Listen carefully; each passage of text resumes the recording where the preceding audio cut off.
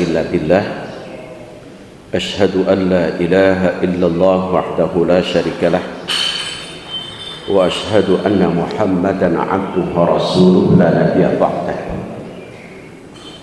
ونصلي ونسلم على سيدنا محمد ابن عبد الله أما بعد أعوذ بالله من الشيطان الرجيم بسم الله الرحمن الرحيم اقرأ باسم ربك الذي خلق خلق الإنسان من علق اقرأ ربك الأكرم الذي علم بالقلم علم الإنسان ما لم يعلم dan seterusnya. Pada kajian subuh ini kita bahas tafsir Quran surah Al-Alaq yang merupakan kesepakatan para ulama. Surah Al-Alaq adalah surah yang pertama kali Allah turunkan kepada baginda Rasulullah SAW saat berhalwat di Gua Hira. Kemudian tiba-tiba malaikat Jibril datang memberikan petunjuk, menyampaikan wahyu yang awalnya malaikat Jibril menyuruh kepada baginda Rasulullah SAW dengan menyebut kata Iqra, bacalah. Namun Rasulullah SAW saat itu adalah yang membaca apa yang kami baca. Kami tidak bisa membaca sampai 3 kali, kemudian baru Rasulullah membacanya. Iqra bismi rabbikal ladzi khalaq dan seterusnya. Ini ayat, kalau dalam istilah pegawai, adalah SK pertama Muhammad menjadi nabi dan rasul. SK pertama Muhammad menjadi nabi dan rasul. Ada juga yang menyatakan SK pertama, ayat pertama, Muhammad menjadi nabi. Kemudian setelah Quran ayat yang lain turun untuk menyampaikan kepada umatnya, barulah itu ayat yang menyatakan bahwa Muhammad bukan hanya sebagai nabi dan rasul, tetapi bukan hanya sebagai nabi tetapi sebagai rasul. Apa perbedaan nabi dengan rasul? Kalau menurut bahasa, nabi itu adalah orang yang membawa berita. Jadi setiap orang yang membawa berita adalah nabi. Hanya kalau kita beritanya belum tentu benar, kalau kita yang menyampaikan.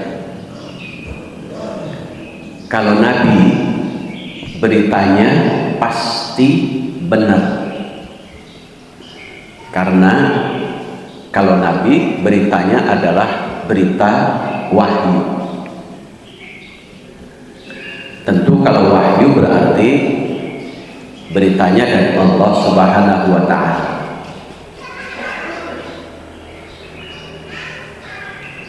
Itu yang pertama. Yang kedua, rasul menurut bahasa adalah orang yang membawa ajaran. Orang yang membawa ajaran. Sehingga ada yang mengatakan perbedaan nabi dan rasul. Kalau nabi itu beritanya bisa jadi berita lama yang sudah disampaikan oleh para nabi-nabi terdahulu. Sedangkan Rasul, berita itu kemudian menjadi ajaran ciri khas bagi umatnya masing-masing. Contoh, di zaman Nabi Adam ada istilah kurban. Kurban juga kemudian disampaikan, itu Nabi. Rasul ada ciri khas. Kurbannya di zaman Nabi Adam itu sesuai dengan profesi putranya. Yang pertama, Habil, profesinya sebagai peternak, maka yang dikeluarkan untuk kurban adalah hewan ternak. Sedangkan Qabil, kurbannya itu hasil dari profesinya sebagai petani, pertanian. Nah, itu ada ciri khas. Dibawa lagi berita itu tentang kurban di zaman Nabi Ibrahim. Alurnya berbeda. Di zaman Nabi Ibrahim, berita kurbannya sama dengan Nabi Adam, tapi alurnya berbeda. Di zaman Nabi Ibrahim alaihissalam, alurnya dari mulai ujian kepada Nabi Ibrahim, yaitu disuruh untuk menyembelih putranya sampai diganti dengan kambing. Kenapa? Untuk menjawab kebiasaan pada saat di zaman Nabi Ibrahim, umat berada di persimpangan jalan, yaitu yang jadi korban adalah manusia saat itu, yaitu ada bayi yang baru lahir, ada wanita cantik, ada jantung dan darah para rohib-rohib dikorbankan. Nah, Allah Subhanahu wa ta'ala kemudian menyuruh untuk kurban sampai diganti dengan kambing untuk menjawab bahwa manusia itu tidak pantas untuk dikorbankan, karena manusia itu sangat mulia. Yang pantas menjadi kurban adalah hewan ternak, bahimatul an'am. Namun apa kaitannya kurban dengan hewan ternak? Ada dua. Sifatnya horizontal adalah berbagi, yang bisa jadi di antara kita, sekeliling kita, ada orang-orang yang tidak pernah memakan daging hewan ternak, maka berbagi supaya mereka merasakan daging hewan ternak walaupun hanya 1 tahun sekali. Hubungan vertikalnya kurban itu mendekatkan diri kepada Allah. Berarti hubungan dengan hewan ternak menjauhi sifat-sifat binatang supaya kita dekat kepada Allah. Contoh sifat kambing hitam, adu domba, keong racun, ular berbisa, kucing garong. Banyak kan nama-nama binatang yang menyebabkan manusia jauh dari Allah. Atau kalau dalam Quran surah Al-Baqarah ayat 27, innallaha la yastahyi ay yadriba mathalan ma ba'udatan fama fawqaha. Allah membuat perumpamaan nyamuk. Apa nyamuk yang harus kita jauhi dari sifat jeleknya nyamuk? Satu, nyamuk suka mengganggu orang, itu maka jauhi itu. Yang kedua, nyamuk suka menyakiti orang. Yang ketiga, nyamuk suka mengambil hak orang. Jadi kalau ada dalam sifat manusia suka mengganggu, menyakiti, mengambil hak orang, itu berarti nampak sifat nyamuk. Fisiknya manusia, tapi jiwanya jiwa nyamuk. Maka itu yang harus dihindari. Supaya apa? Dekat dengan Allah. Itu. Nah, kemudian Rasulullah SAW kurbannya pada 3 tahap. Itu. Nabi beritanya berita sama. Kurban, Adam, Ibrahim kurban, Rasul pun kurban. Rasulullah 3 tahap. Tahap pertama kambing untuk Rasulullah, untuk keluarga dan untuk umat. Tahap kedua gotong royong dengan unta. Seperti kita sapi gotong royong 7 orang. Tahap ketiga sudah high class, 100 unta Rasulullah sekeluarga. Kita kapan di Fathul Ummah akan high class? 100 sapi untuk 1 keluarga. Jadi luar biasa tahapannya.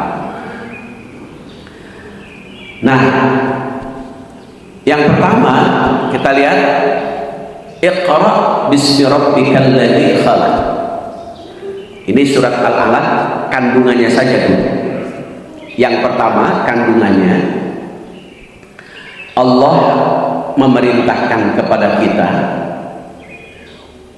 untuk membaca, memahami, bahkan mengamalkan Al-Quran.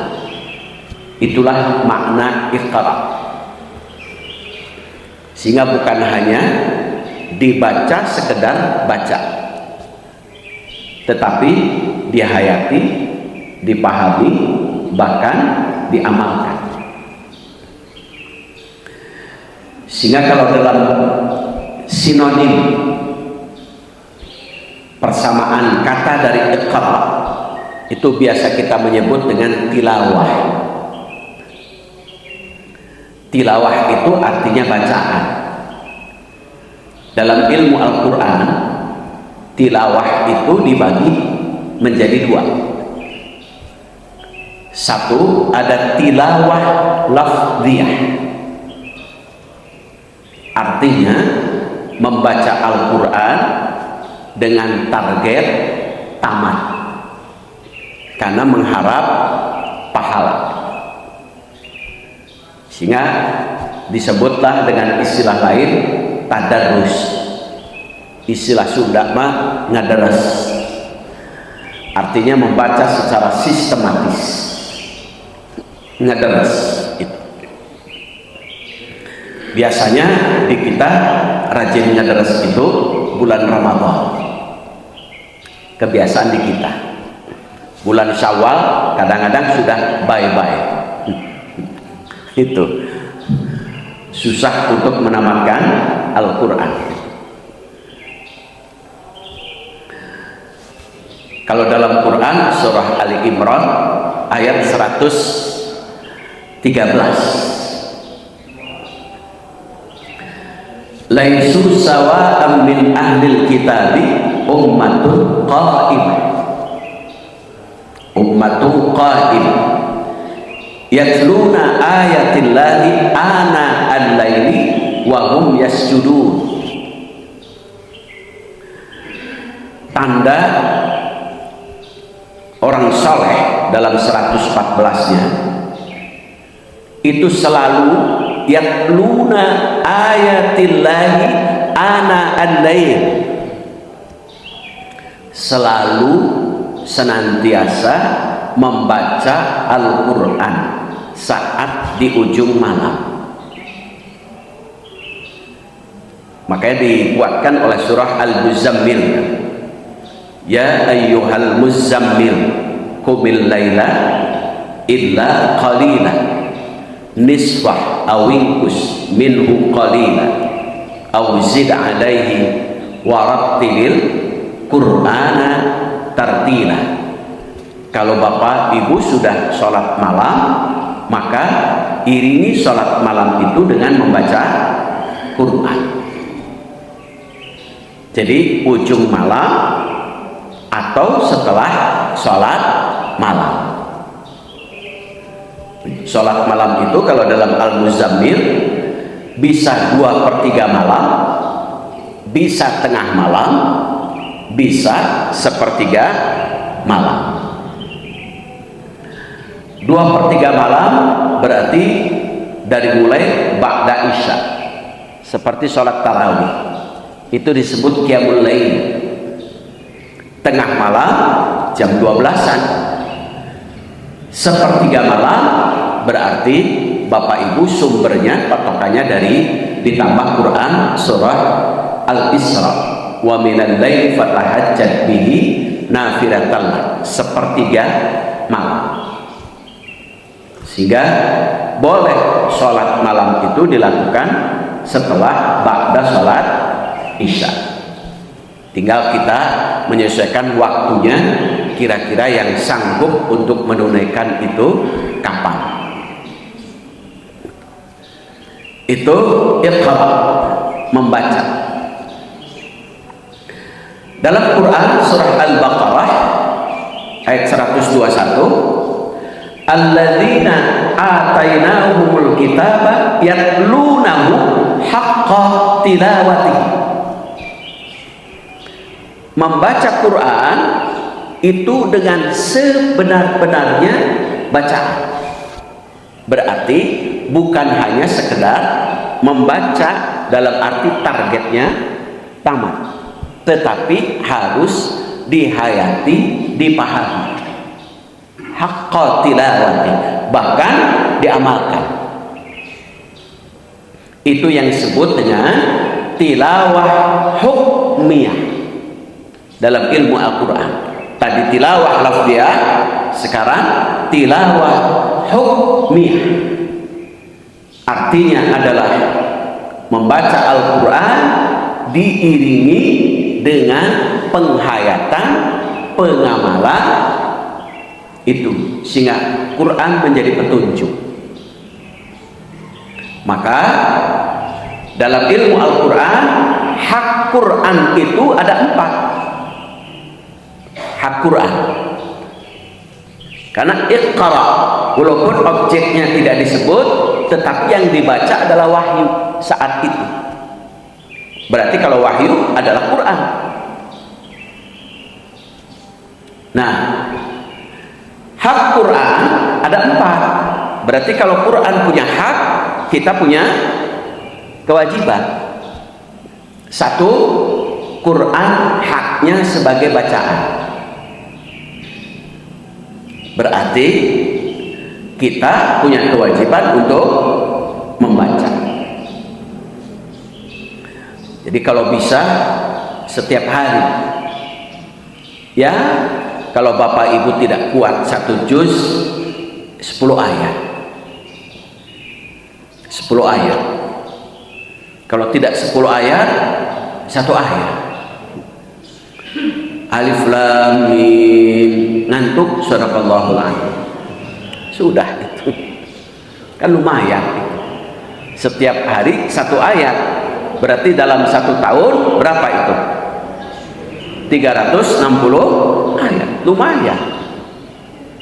Kalau 10 tahun 3.600. Kalau 20 tahun berarti bapak ibu sudah pernah tamat sekali dalam usia 20 tahun. Itu baru 1 ayat, apalagi 10 ayat. 1 ayat saja selama hidup bisa jadi kita pernah tamat itu. Karena setiap 1 ayat saja 20 tahun tamat. Sekarang bapak ibu berapa tahun usianya? Pernah tamat berapa kali? Kalau 60 tahun berarti harus 3 kali tamat itu. Kalau setiap hari 1 ayat, itu 3 kali tamat. apalagi kalau 10 ayat, beberapa kali pasti tamat. Nah, yang kedua, Quran haknya sebagai batin, dipahami, dihayati. Berarti kewajiban kita mempelajari. Pemula untuk paham ayat itu, bagi pemula yang sangat sederhana, bisa yang pertama melalui tarjamah. Itu bisa bagi pemula. Tapi lewat tarjamah harus hati-hati, karena ada terjemah yang kadang-kadang tidak dimengerti. Berarti harus nanya kepada ahli. Contoh, Bapak Ibu akan temukan satu ayat dalam Quran surah Al-Baqarah ayat 115. Walillahil masyriqu wal maghrib fa aina ma tuwallu wujuhakum fasamma wajhullah. Milik Allah timur dan barat. Kemana saja Bapak Ibu menghadap, itulah wajah Allah. Ini ayat kalau tidak ditelusuri oleh ahli, maka bisa jadi hanya sekedar terjemah, bisa jadi akan mengambil kesimpulan yang salah. Dia akan sholat menghadap kemana saja. Itu kenapa? Quran Al-Baqarah 115. Kenapa? Dia hanya lewat terjemah dan tidak nanya kepada ahli. Maka yang kedua, harus lewat tafsir. Supaya tidak salah arah, tidak hanya lafaz tafsir itu, tapi telusuri juga asbabun nuzul. Apa asbabun nuzulnya Quran Al-Baqarah 115? Ternyata asbabun nuzulnya ayat itu turun adalah pada saat sholat di atas kendaraan, bukan situasi normal seperti kita. Kalau normal, fawalli wajhaka syatral masjidil haram. Ayatnya itu. Kalau normal, kita menghadap ke Ka'bah.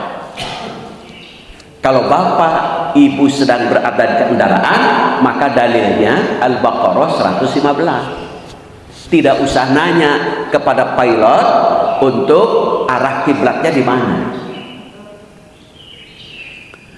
Ketika di kereta, nggak usah nanya ke masinis arah kiblatnya kemana. Ketika bapak ibu naik kendaraan, tidak usah dibalikkan menurut sesuai dengan arah kiblat, tetapi boleh sholat kemana arah kendaraan. Itu ayatnya. Nah, itu ditelusuri melalui asbabun nuzul, taunya itu. Contoh model lafaz iqra, pasti kita pahami hanya sekedar baca, dalam arti baca tulisan. Iqra itu bukan hanya sekedar baca dalam arti tulisan.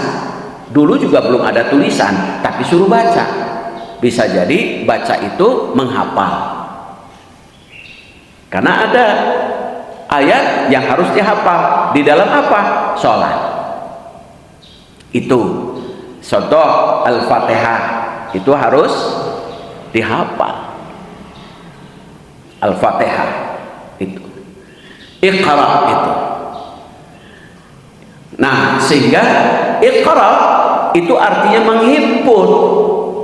Menghimpun dari apa? Membaca, menghayati, memahami, dan mengamalkan. Maka hak Quran yang ketiga adalah had. Quran memberikan petunjuk batasan, mana perintah, mana larangan, mana halal, mana haram. Contoh, Iqra berarti perintah. untuk baca. Bahkan kalau digandengkan dengan al-qalam itu bagus itu. Baca plus nulis. Itu kalau digandengkan dengan iqra dengan al-qalam. Karena di situ alladzi 'allama bil qalam.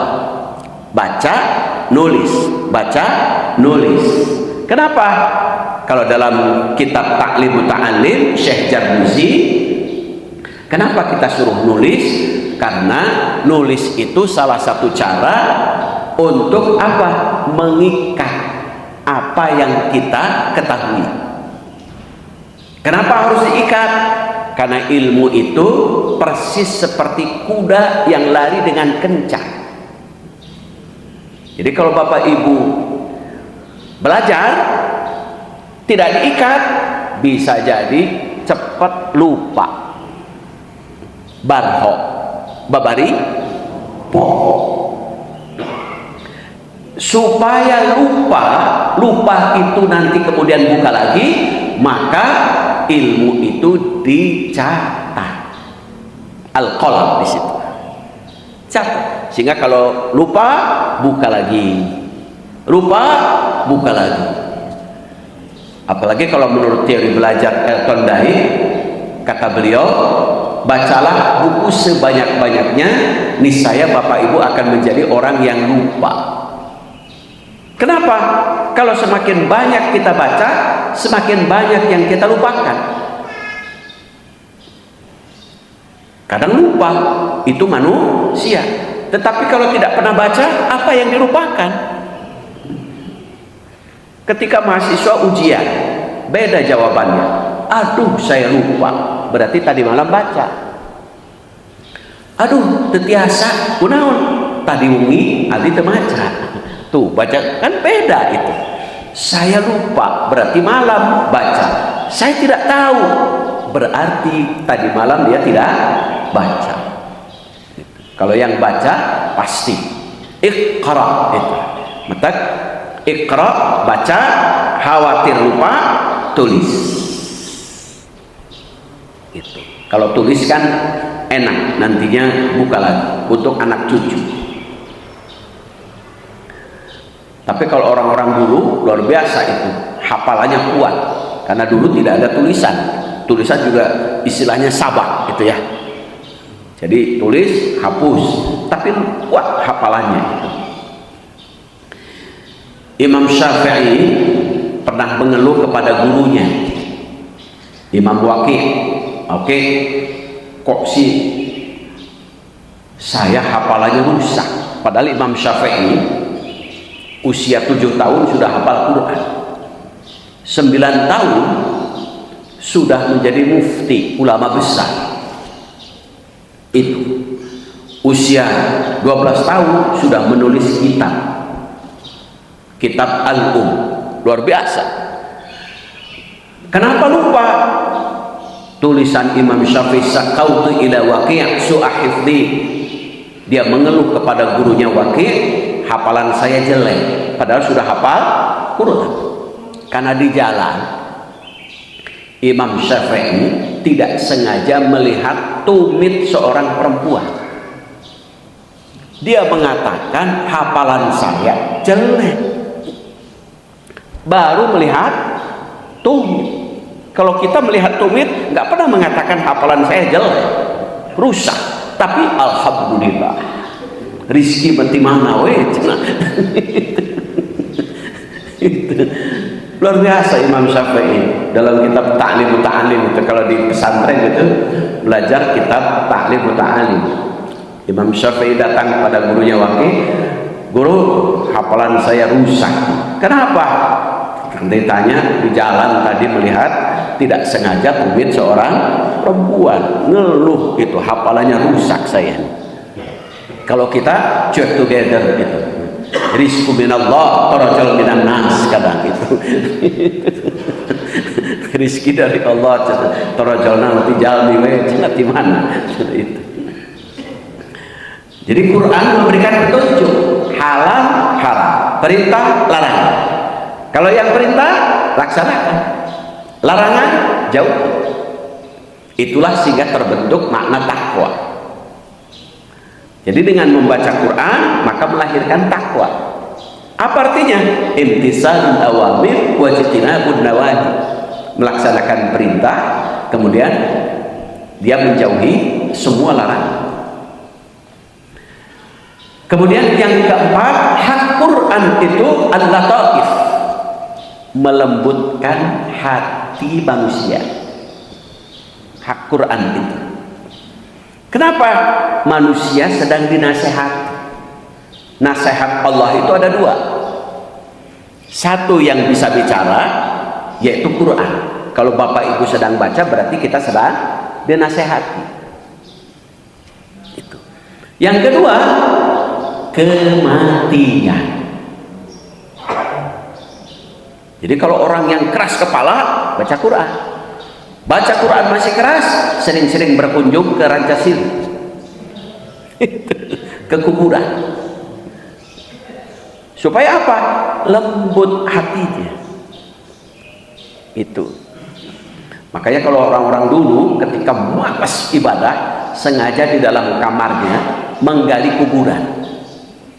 Jadi kalau Bapak Ibu ingin ikut orang-orang dulu seperti apa, itu kalau malas ibadah, gali kuburan di kamar ibu dan bapak itu. Ada juga yang beli kain kafan dulu, kain kafannya simpan. Kalau kasur membuat malas, berarti di atas kasur kain kafan disimpan. Ketika mau tidur, nggak jadi tidur itu. Kenapa ada kain kafan itu? Kalau HP membuat malas, HP-nya dibungkus dengan kain kafan. Ketika mau HP, itu kalau membuat malas. Kecuali kalau ibu, bapak akan seperti Umar bin Khattab. Materi yang membuatnya malas dikeluarkan untuk diwakafkan. Kebun, saat itu Umar sedang berkebun. Tiba-tiba dia pulang melihat orang banyak turun dari masjid selesai sholat asar berjamaah. Baru tertinggal sholat asar berjamaah satu waktu, Umar bin Khattab menyesalnya luar biasa. Baru tertinggal berjamaah sholat asar satu waktu, itu menyesalnya luar biasa. Pulang ke rumah, kebunnya langsung dia wakafkan untuk di jalan Allah. Jadi kalau Bapak Ibu punya HP membuat malas, cepat wakafkan itu. Insya Allah itu. Nanti pengurus DKM siap untuk menampung wakaf-wakaf HP yang membuat Bapak Ibu malas gitu. Atau televisi dan lain sebagainya gitu. Mobil membuatnya Bapak Ibu malas, ya sudah wakafkan itu cepat gitu. Luar biasa itu Umar bin Khattab. Itu yang pertama, kandungan al-alaq adalah kita disuruh membaca. Yang kedua, kandungan Quran surah Al-Alaq, Bismi Rabbik, disuruh untuk selalu ingat kepada Allah. Falkuruni adkurkum washkuruli wala takfurun. Ingatlah selalu kepada Allah, syukur kepada Allah, jangan ingkar kepada Allah. Dalam Quran surah Al-Baqarah, walaupun itu berkaitan dengan haji, fa idza qadaytum manasikakum fadhkurullah kadzikrikum aba'akum aw asyadda dzikra. Selesai menunaikan ibadah, selalu ingat kepada Allah. Seperti halnya orang-orang dulu menyebut nenek moyangnya. Au asyadda dzikra, bahkan ingat kepada Allah itu harus melebihi segalanya. Zikir itu artinya menyebut, mengingat Allah. Dalam ilmu fikih, zikir itu dibagi dua. Ada zikir muqayyad, ada zikir mutlak. Kalau zikir muqayyad artinya mengingat menyebut Allah yang kalimat jumlahnya sudah ditentukan. Seperti sholat itu masuknya muqayyad, baik fardu maupun sunnah. Baca Quran muqayyad karena sudah diatur ayat, jumlah ayatnya. Atau zikir ba'da sholat fardu itu sudah diatur. Itu berapa harus kita zikir.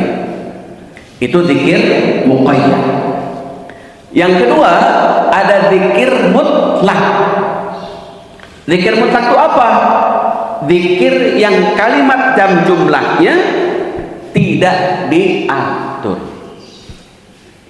Bisa bentuknya zikir dzat. Nyebut ya Allah, ya Allah. Berapa? Silakan. Mau berapa jumlahnya? Karena tidak diatur. Zikir dzat. Baik bisa sir, bisa jahat. Dalilnya wa asirru qaulakum aw ijharu bi innahu alimun bidzatis sudur. Tuh, dalam Quran surah Al-Mulk. Boleh zikir itu sir, boleh juga jahar. Allah tahu betul isi hati kita. Zikirlah ya Allah, ya Allah, kemana saja ya Allah, ya Allah, terus gitu. Asal ketika kita jalan ya Allah, ya Allah, ya Allah, ya Allah, ya Allah. Kemudian pada saat tiba-tiba ada batu peletuk anjrit, nah jangan dicampur. Baru juga zikir langsung kata-kata kotor. Yang kedua, ada zikir asma. Apa zikir asma? Asmaul husna. Boleh ibu bapak diurut dari ya Rahman sampai ya Sattah, boleh juga dipilih. Biasanya yang terkenal itu ya Rahman, ya Rahim, ya Razzaq, ya Ghani, ya Mughni, Farzuqni. Biasanya ya Razzaq, ya Ghani, biasanya itu yang paling bestseller itu ya. Ya Razzaq, ya Ghani, biasanya itu bestseller itu. Boleh jumlahnya berapa? Silahkan, tidak diatur. Mau 1000, mau 2000, silahkan. Zikir mutlak. Bisa juga zikir sifat. Zikir sifat itu berarti sifat-sifat Allah menjadi pengejawantahan untuk nempel dalam pribadi kita. Rahman, Rahim, sifat kita pengejawantahan dari asma. Berarti Rahman, Rahim, Allah memberikan kasih sayang. Berarti kasih sayang Allah tidak pernah pilih kasih. Berarti kita dermawan. Itu Rahman, Rahim. Tidak pelit, mereka hese, cap, jahe, keke, mungkin. Itu kandungan yang kedua. Senantiasa kita harus selalu ingat kepada Allah. Kalau dulu mah istilahnya wirid, kalau dulu mah zikir itu. Kemudian yang ketiga, khalaqal insana min 'alaq. Kandungannya kita harus tahu asal muasal kita. Bahwa kita ini dulu dari segumpal darah. Bahkan dalam prosesnya, kalau dengan ayat lain, bukan dari segumpal darah saja, tetapi sebelum jadi segumpal darah, kita ini dari tanah. Tanahnya saripati tanah. Walaqad khalaqnal insana min sulalatin min tin. Saripati tanah. Itu dari saripati tanah. Unsur-unsur tanah masuk ke dalam apa yang ditanam, dimakan. Kemudian jadilah darah. Darah dialirkan oleh jantung. Kemudian salah satu dari darah itu disimpan di yakhruju min baini sulbi wat tara'ib. As-sulbi itu apa? As-sulbi itu darah itu disimpan dibentuk as-sulbi, yaitu testis, maka menjadilah sperma, tempat penyimpanan sperma. As-sulbi itu. At-tara'ib darah perempuan disimpan lagi ke at-taraib. At-taraib itu apa? Ovarium. Jadilah ovum, tempat penyimpanan ovum. Kemudian sperma dengan ovum setelah dinikahkan, diikat dengan yang sangat kuat, yang disebut mitsaqan ghalidha, ikatan yang kuat, maka bercampur, disebut min nutfatin amsyad dalam Quran surah Al-Insan. Sperma dan ovum bercampur, maka jadilah anak atau janin.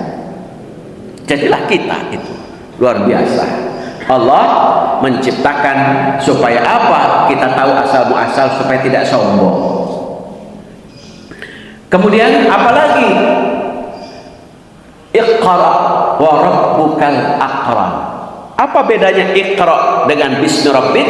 Iqra wa rabbukal akram.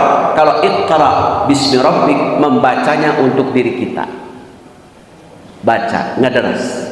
Tapi kalau Iqra wa rabbukal akram, membacanya untuk mengajar. Maka kalau Bapak Ibu membaca, bukan hanya untuk diri sendiri, tapi juga mengajarkan, memberitahu kepada orang lain. Itu memberitahu pada orang lain, walaupun hanya satu huruf. Balighu anni walau ayat, balighu anni walau ayat. Itu dalam hadis itu, sampaikan kepada orang lain walaupun satu ayat. Itu Iqra wa rabbukal akram. Maka dalam Quran surah Ali Imran ayat 79, Kunu rabbaniyina bima kuntum tu'allimunal kitaba wa bima kuntum tadrusun. Jadilah kita ini sifat-sifat Rabbani. Apa sifat Rabbani? Ada dua. Satu, tugas kita yaitu tu'allimunal kitab, mengajar. Tugas kita. Yang kedua, belajar. Berarti Iqra bismi rabbik, belajar. Iqra wa rabbukal akram, mengajar. Minimal mengajar diri sendiri, itu minimal. Apalagi kalau mengajar suami istri, istri suami, suami istri jadi ayah, jadi ibu, mengajar lagi kepada anak. Itu makanya dalam Al-Quran itu sesungguhnya hak kewajiban mengajar itu adalah tanggung jawab orang tua. Maka dalam hadis riwayat At-Tirmidzi ada kalimat haqqul walidi 'alal waladi sab'atun.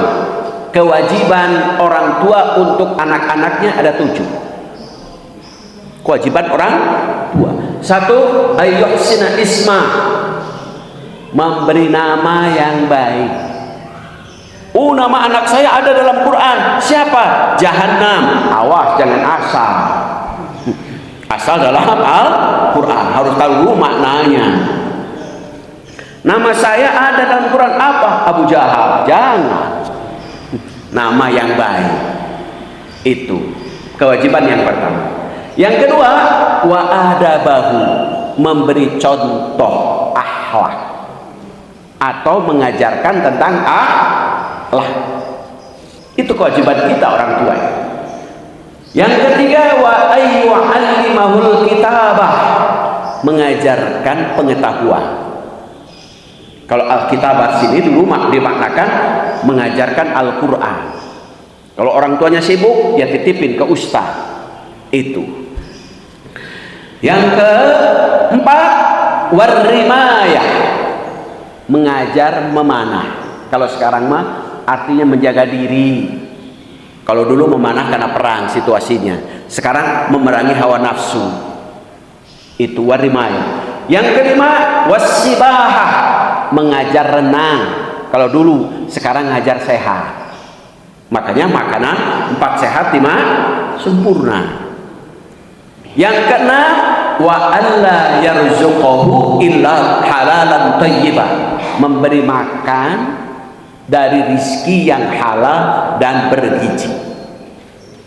Yang ketujuh, wa alla yuzawwijahu idza adraka, menikahkan. Terakhir itu tugas. Maka Bapak Ibu kalau sudah menikahkan, jadi mitoha, mimiti tugas habis. Itu. Nanti anaknya jadi minantu, mimiti nampi tugas. Selesai. Maka istilah anak itu budak dalam korsin Sunda itu. Budak itu apa? Biayaaneun, bekna. Ukna uruseneun, dekna dirikeneun, akna asuheunkeun, kakna kawinkeun, rengseng. Itu kewajiban kita. Itulah iqra wa rabbukal akram, mengajar. Dengan cara apa? Allama bil qalam. Bisa iqra, belajarnya membaca, bisa bil qalam, dengan cara nulis. Itu allamal insana ma lam ya'lam. Ajari orang yang tidak tahu. Orang yang tidak tahunya jangan pura-pura tahu. Karena dalam Imam Ghazali ada orang yang tahu, ia tahu bahwa dirinya tahu, ikuti dia. Yang kedua, ada orang yang tahu, ia tidak tahu dirinya tahu, orang yang tidur, bangunkan dia. Ada orang yang tidak tahu bahwa dirinya tidak tahu, ia tidak tahu bahwa dirinya tidak tahu, maka orang ini ahmak disebutnya. Ahmak itu apa? Bodoh kuadrat. Ingatkan dia. Itu ada orang yang tidak tahu, ia tahu bahwa dirinya tidak tahu, ajari dia. Itu kata Imam Ghazali. Itu pembagian manusia. Itu kandungan secara global 1 sampai 5 dulu. Mangga kalau ada yang belum jelas. Silakan. Jelas semua? Luar biasa, Masya Allah. Silakan Bapak Ibu. Eces? Wah hebat ya. Ada yang belum jelas? Bu Haji, DKM ada? Bu Haji Ketua DKM ada? Yang ditanyakan? Saya? Bapak-bapak? Nggak ada? Oh ada, mangga.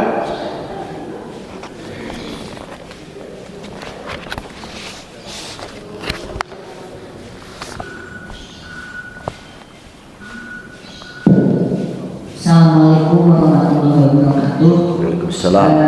Ustaz, yang ingin saya tanyakan, memang kita kan mendidik anak itu memang dari buayan mungkin sampai ada batas tertentu nggak uangnya kewajiban kita untuk mendidiknya, karena kadang-kadang kalau sudah kita kasih tahu, tetapi dia istilahnya punya ini sendiri gitu, punya prinsip tersendiri. Nah itu bagaimana?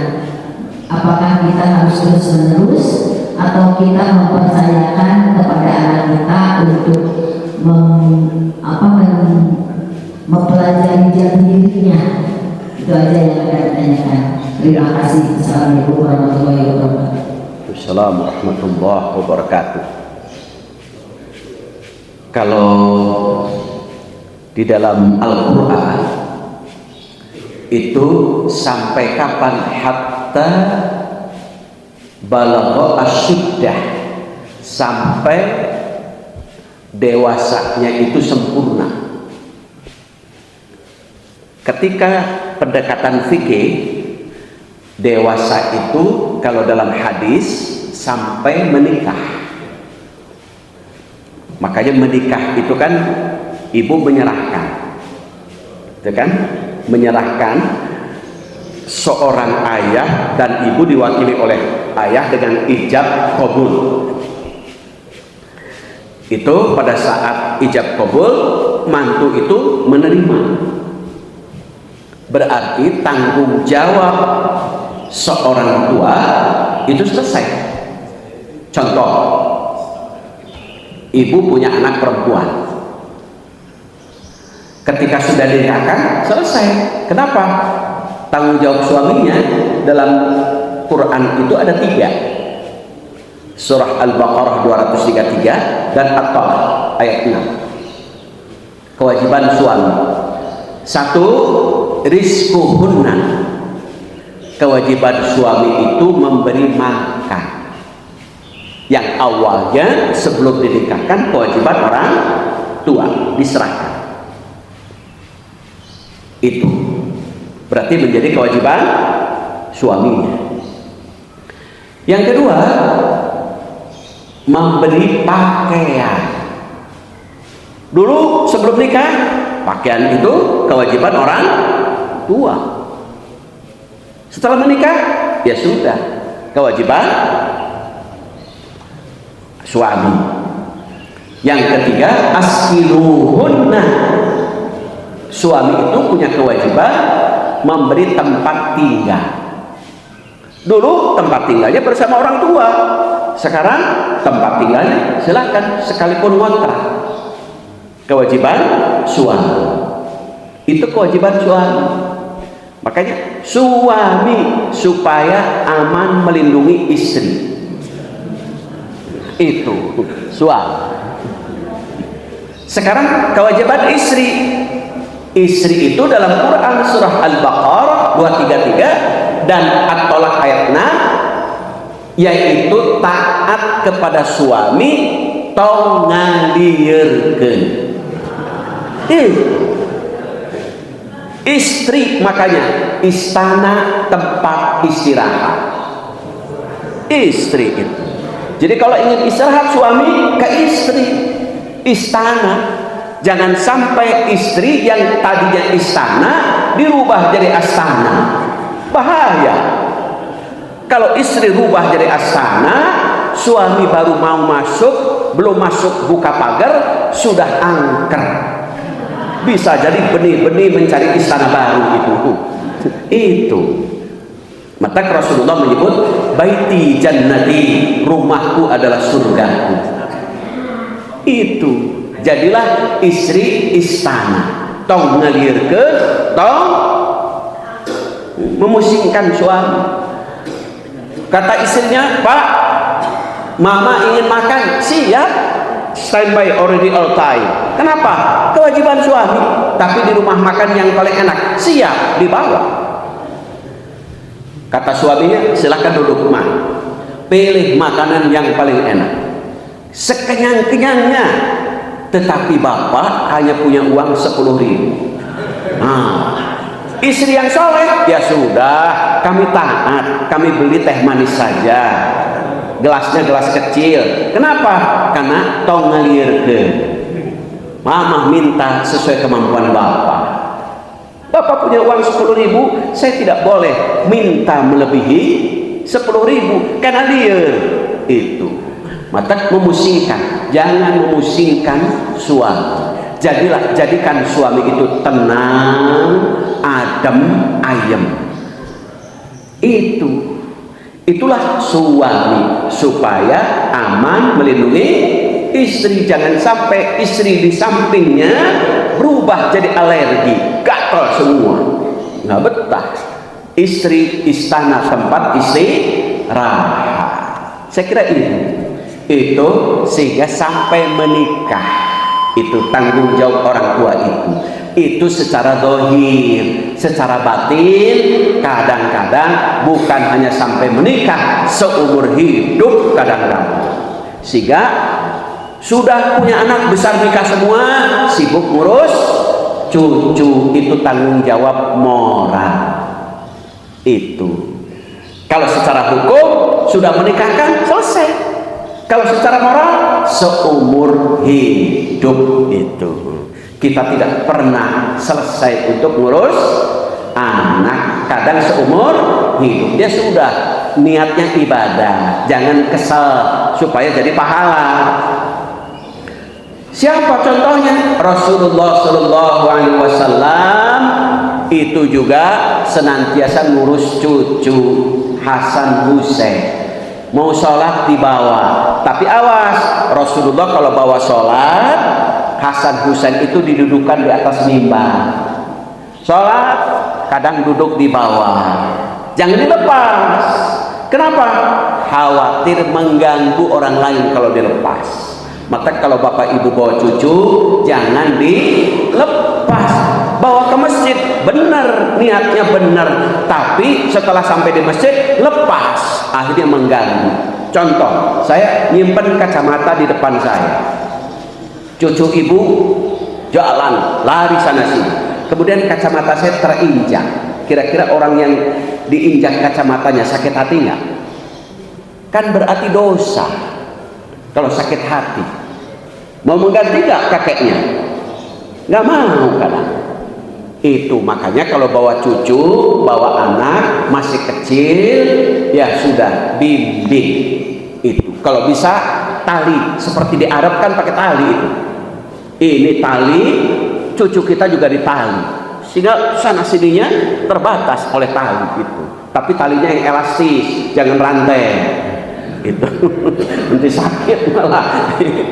Saya kira itu wajib itu. Ada lagi? Cukup? Kalau cukup itu saja barangkali yang saya sampaikan. Baru 1 sampai 5 ayat secara global. Mudah-mudahan secara rinci nanti kita akan tafsirkan lafaz per lafaz itu. Itu saja barangkali yang saya sampaikan pada pertemuan kajian subuh hari ini.